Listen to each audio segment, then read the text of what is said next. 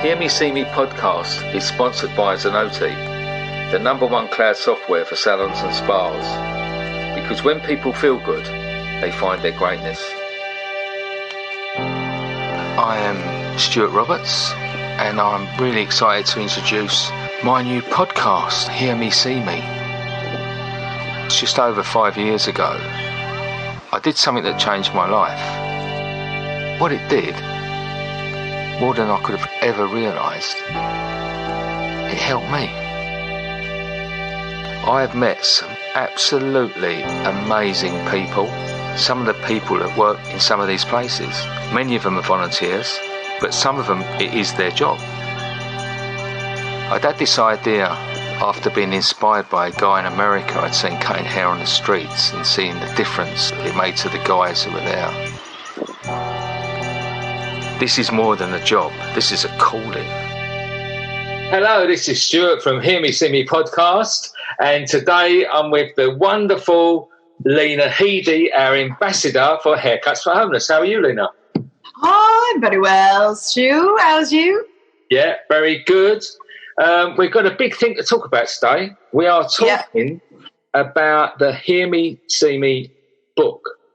Now, the Hear Me See Me book is primarily to humanise the face of homelessness. That is our mission, you know, because we've met so many wonderful people doing our work.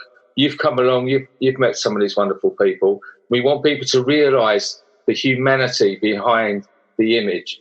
And Jack Eames, who's a wonderful photographer, who's followed me around for a couple of years taking pictures and images of our lovely guests.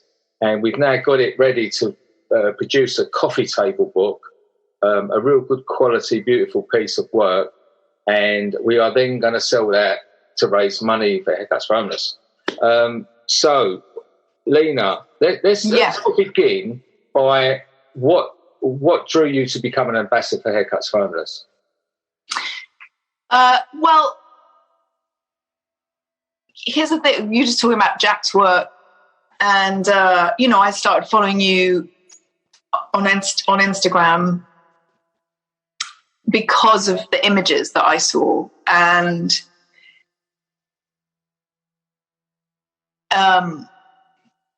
like most people in the world, you walk past someone who is on the street, and I always get a feeling in my chest, and if I don't stop, I mean, I usually say hi and kind of want to acknowledge somebody's presence. But if I don't kind of stop and chat or give money, or I often have a conversation and a prayer and an acknowledgement in that way. And so the problem of homelessness and our kind of like the way we're anaesthetized to it now, because it is everywhere and it's becoming more and more. When I start to see your images, it just really struck me. And Jack's work's beautiful. I mean, what you do is extraordinary. It's extraordinary because it shouldn't be extraordinary. And yeah, it is. And I just, these images are so powerful and emotional and beautiful, and they kind of shake you. And so that's why I started following you. So to know that there's now going to be this beautiful book that can grace many a house and in the process do wonderful things is just brilliant. And because you joined us, didn't you? You joined us at the Whitechapel Mission. And I got you on the tools. You was cutting hair, weren't you? Yeah.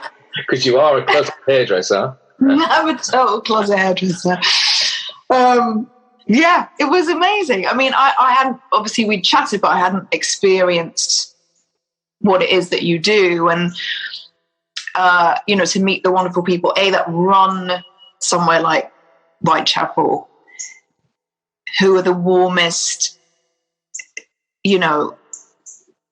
suffer no falls, nose to the ground, like doing what they believe is right and true, and like wanting no applause for it, no noise for it. They just get on with it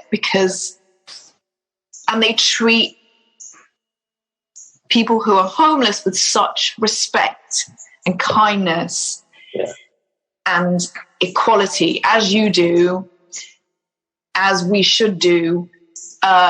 It was such a magic. I told you, I was like, that's one of the greatest experiences I've had in my life, was witnessing that. Yeah. It was a special day. And, like, we've got some of those guys there. I've got to know them over, I think Whitechapel, we've been at 6 years. We've been going 7 years, but I think, about 6 years. So, and unfortunately, I do know some of these guys for 6 years, because you'd love it. You'd love them to move on, but sometimes the circumstances don't change, and get a real sort of love and respect for these people. We've got we was recently on a TV program in the UK, Lorraine, and they visited us in Ilford, and there's a guy, Ravi, and it was just a wonderful thing to see him after being locked down for so long. And he's a great, he's a great big Indian guy, really tall, and his hair had just got bigger and bigger, and it's just, but he's very particular, and he holds the mirror the whole time, and I have to take off bit by bit by bit. Yeah. But he trusts me now, and that's the thing. It's a very untrusting world, isn't it? And to gain trust is special. Well, I was going to say, watching, there were certain people that day. Most people would sit down and there was a sense of relief of just being safe and warm, things we take for granted. And you could see just in their bodies, when they took a seat, and then you start to touch them, and there's communication, and it's about what do you want and how do you feel. And it's interesting when you get somebody, I guess, in everyday life, there's a when people go to the hairdresser and they go, I want to look like this. And then my son did it recently. He chose an anime picture of a haircut and a colour, and I took him to a lady here, and he cried his eyes out afterwards, because it was that thing of like, you never look because you're not actually an anime character, which I was trying to explain to his 11-year-old brain. And then he kind of dug it, but it was, we all do that. Yeah. And people on the street are no different. So the want to look a certain way was really interesting. There was some very specific haircuts, which obviously you did. I didn't. Yeah, I took those. You took those. So it was this is the thing. You think, God, if everyone could experience, I'm very lucky to get, to kind of pitch my wagon to you and just sort of be able to shout about this when we can. Mm. But it's such an amazing gift to know people like that, and to have these meetings and be able to go out into the world and talk with experience. But if everybody could experience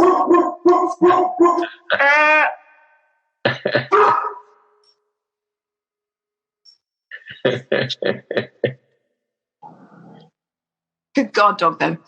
Yeah. So if everyone could have that experience, you'd shift so much apathy, I think. Yeah. And I think there again, it's gone away so much from the initial thing, because we're talking about the mission, and that's very much a street homeless orientated place.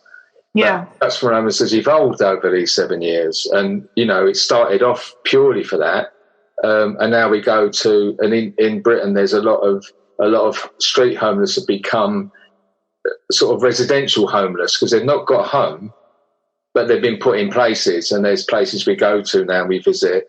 But also we come across and we work with a lot of ex-services, ex-offenders, and as we're teaming up with different charities around Britain, we team up with people who are helping people coming out of prison.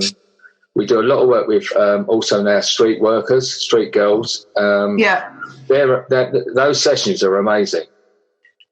They're so amazing because, if you come over, I'd love to get you to one of those, because there's this sort of gallows humour, or there's not gallows humour, but, this dark humour coming from a very dark life. And as well, there's quite a lot of aggression that people have got their walls really up when they come in. And I was quite surprised that I said, Jack, come along to this, because it was for the book, come along to this, but I don't think you'll get any takers for your photographs, because we respect their decisions. And they all, apart from one, they all wanted their photograph done. And the shift, the initial sort of guard up, aggressive, and the gradual melting of the facade, and then the authentic, it turned into a little bit of a hen night. Someone had a little bit of music, there was some makeup, there was, and the photographs, and the banter come out, a couple of girls said, "Oh, I look great, I'll have to charge a bit more tonight," and all this, but it was you saw the authentic self come through. And some of these were quite young girls. And I just saw the young girl come through again, and it really was quite special.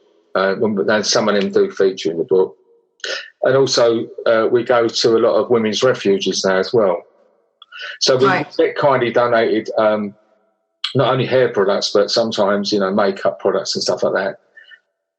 And Belinda, my sister, hands it all out. She does little, what she's like. She does little packages for them, and they all take a few bits and pieces. And we work with Beauty Panks. They send us lots of underarm and feminine products and all sorts of things. Yeah.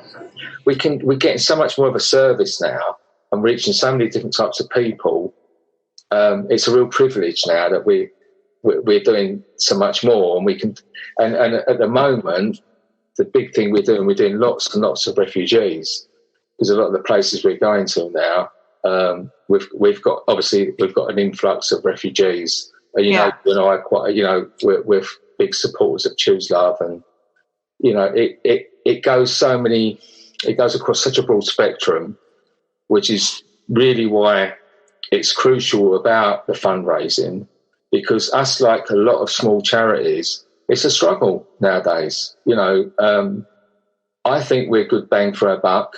Our yearly, what we need for is very small, and I think we're good value for money, when it comes to how far we reach and the broad spectrum of what we do.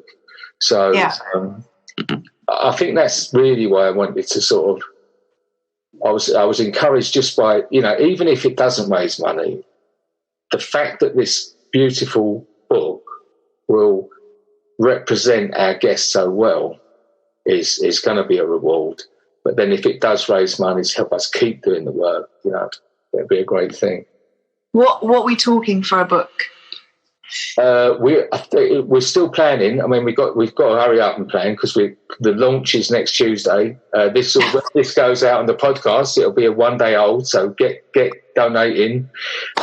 It's going to be. We're looking. I think it's going to be about £75 for a book. Yeah. But it's going to be a very, very good quality coffee table book, a piece of art, I think. So and it's not a fortune for someone. Rather than donating something, you're actually going to get something to keep as well. Listen, nobody needs any more jumpers. No, you don't need a jumper. You need a book. And you need a book. Here's the thing: when you're sitting there, you're like, "What can I get this auntie, my dad, my older brother?" Yeah, like you say, get them something which will be around forever, and it's a legacy, and you're going to be part of something so should be so ordinary every day, and yet it's extraordinary. So you're going to be part of that family. And as we know, there's no greater spirit lifter than doing something beautiful for somebody.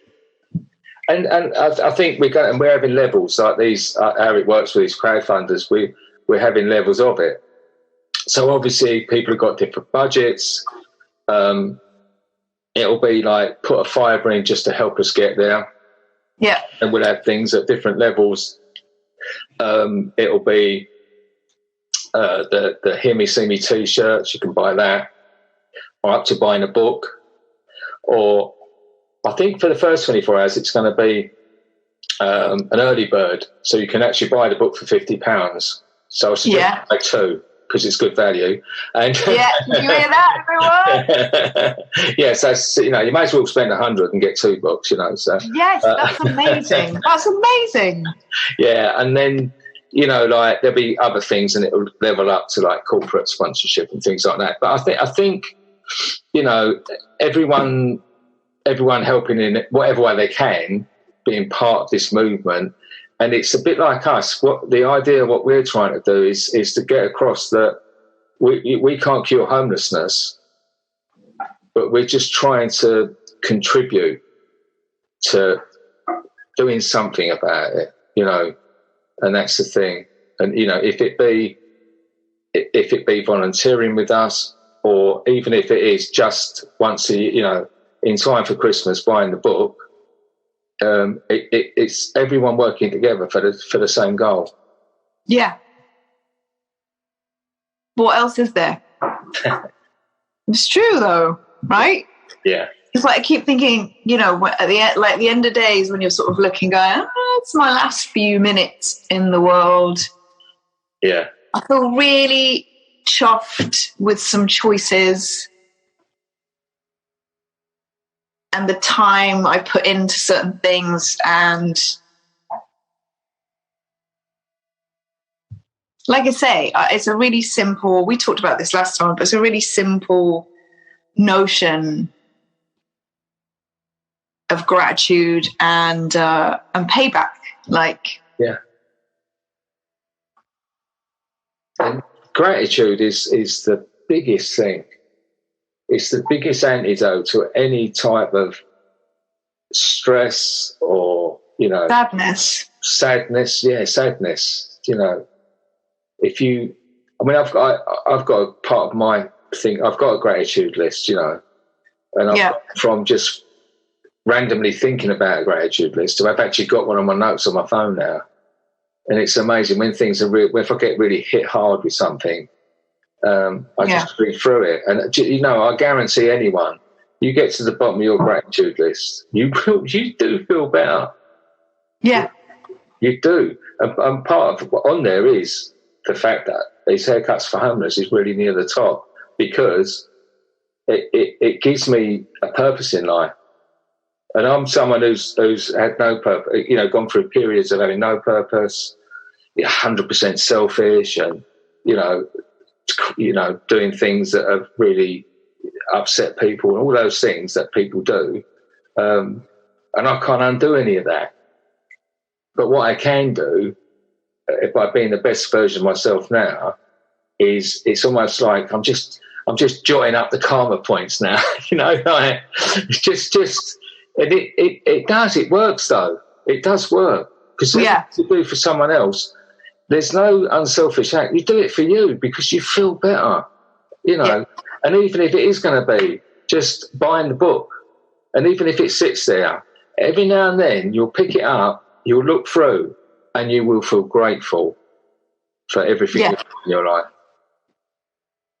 Totally agree. I'm going to get right in on the early bird.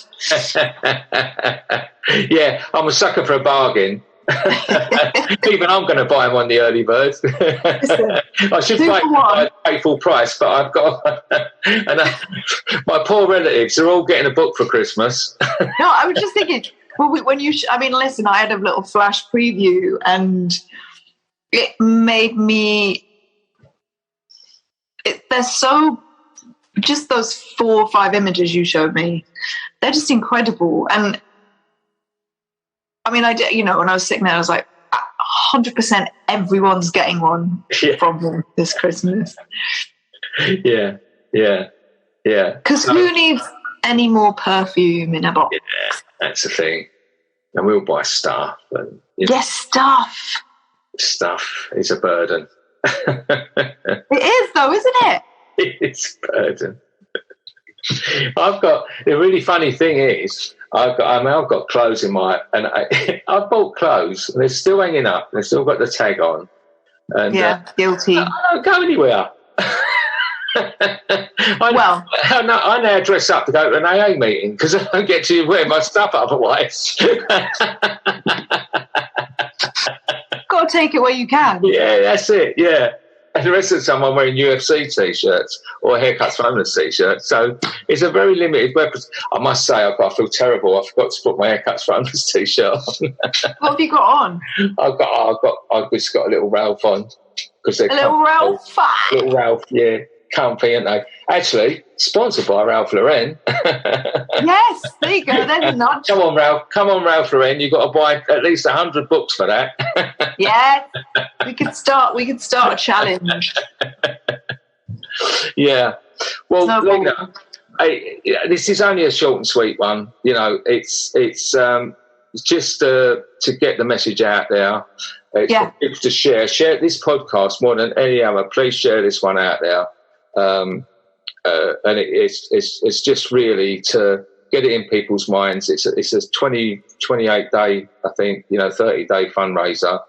And all being well, at the end of it, we can print hopefully 1,000 books, and we can start having a physical launch ready for Christmas. Time to get that out. So, Lena, thanks very much. Can I ask you, this might be a total dunce question. What's the title? It was going to be the Haircuts Runners book. Yeah. And then we had a meeting about it, and someone said, really, you should call it the name of the podcast because it sums up so much about the work you do, which is why I called the podcast that anyway. Yeah. So it's going to be called Hear Me, See Me. Oh, that's amazing. Hear me, see me. Because so many fucking wonderful. So many times I've got, they said I feel invisible. They said to me something, and other times people saying, thank you for talking to me. So it's like, hear me, so that's where it came. So the cover will have that, but inside embossed on the actual hard cover will be a homeless symbol. But the cover will be that. So thank you for reminding me the actual name of the book. That's why I'm so rubbish at this. Yeah, Hear Me, See Me book. Yeah. So Hear Me, See Me.